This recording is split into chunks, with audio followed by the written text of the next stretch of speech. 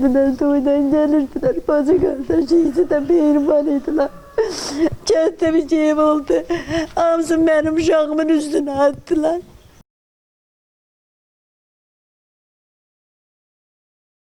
İsrafilova Maral.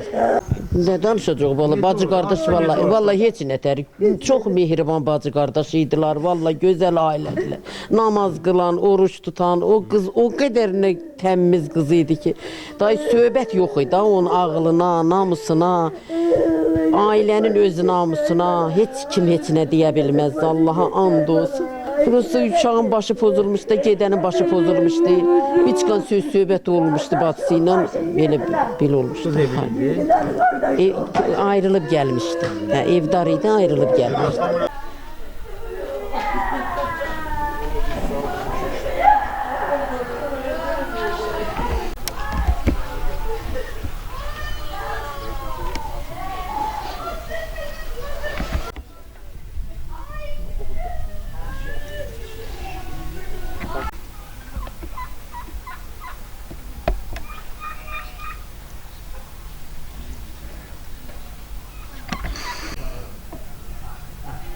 这是在那个突然的黄土，不要人，这样跟猫的。